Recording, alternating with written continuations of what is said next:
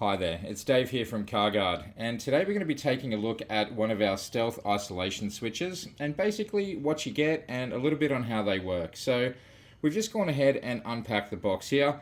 So let's jump straight in and take a look at what we've got. So in this particular bag we have our main body for our switch and a little power cable to be able to power the unit. We've got a high current connector here which is designed for going directly onto a battery terminal if you wish to switch something that is high current, because our unit is actually rated to up to 200 amps, which is quite a lot at 12 volts.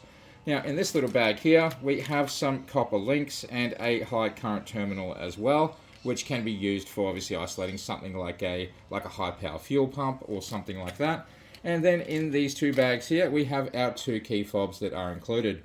So let's just jump straight in and take a closer look at this. So we'll take our main body out here of our switch, and we will take out our wiring loom there. So we can see on this wiring loom we've got these two ring terminals to make power very easy to distribute, and this end here uses your spade fittings, which are insulated as well, so they have a little bit of a rubber coating on there. So let's just take this out of here, and we're going to take a look at how to actually wire up this unit.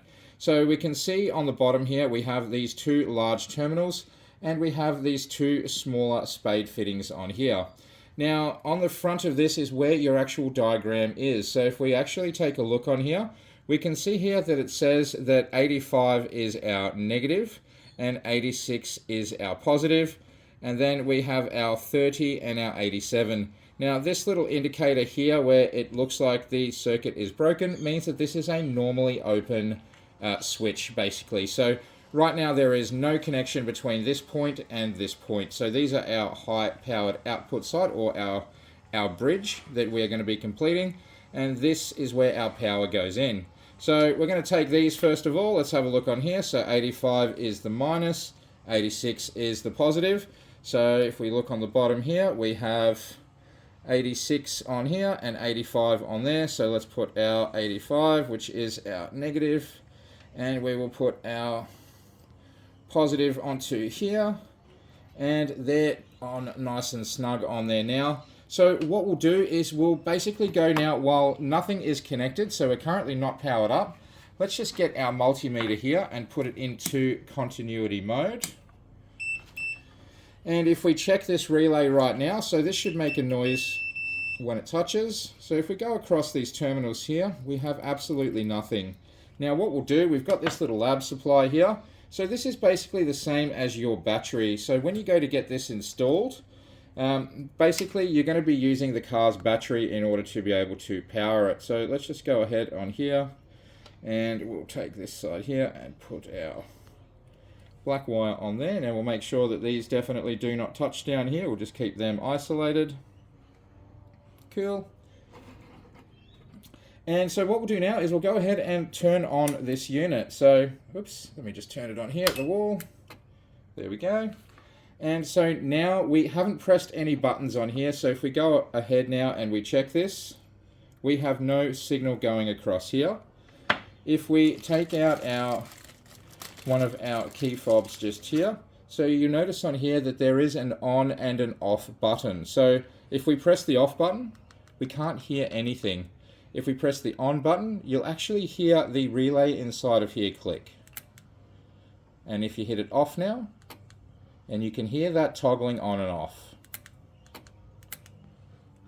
And so now what we'll do is we'll press the on button here, and we'll check across our bridge, and you can see that we now have a signal there.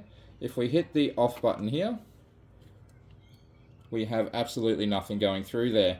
So basically what you want to do when you wish to drive the vehicle, you want to hit the on button in order to be able to activate it. So whatever it is that you've chosen to isolate using this switch will basically be cut when it is in the off state.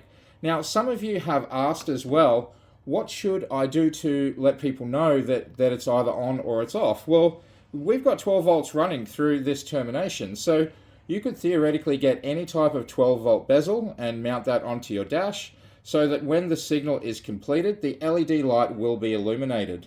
And otherwise, the LED light will be off. If there's nothing going through here, then basically there's nothing happening. The vehicle is completely isolated and safe, so it cannot be stolen. Now, the advantage of using one of our stealth relay switches is they basically are an independent system working independently of any immobilizer within the vehicle, or any type of OBD2 port attack, like for example with the VE and the VF Commodores.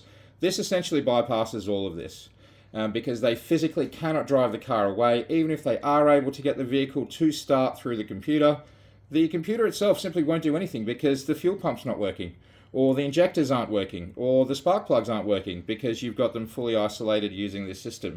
So very easy for you to be able to set up. We do recommend getting a professional installation where possible, but if you are confident to be able to do it yourself, definitely go for it. Mount it somewhere in the engine bay or underneath your dash, and it will be pretty much impossible for them to be able to find where it is if you are quite smart with where you choose to place it, because it looks like any other normal relay. Now, these fobs, they just use normal batteries in here. They have a range of around about 25 meters or so. So what we would actually recommend is don't put these on your keys. So actually put these fobs somewhere else inside your house, or if you've got one of our enclosures, you can just leave these inside one of those boxes. And basically just use this to actually isolate the vehicle from inside the house itself. But definitely don't put it on your keys, otherwise the thieves can basically use the on-off button and obviously bypass the security as well. So I hope this video has been helpful for you today and gives you an idea of just how easy it is to be able to protect yourself. The level of security that you will get from a isolation switch is enormous because it's very difficult to be able to remove. So I hope this has been helpful, guys. Have a great day.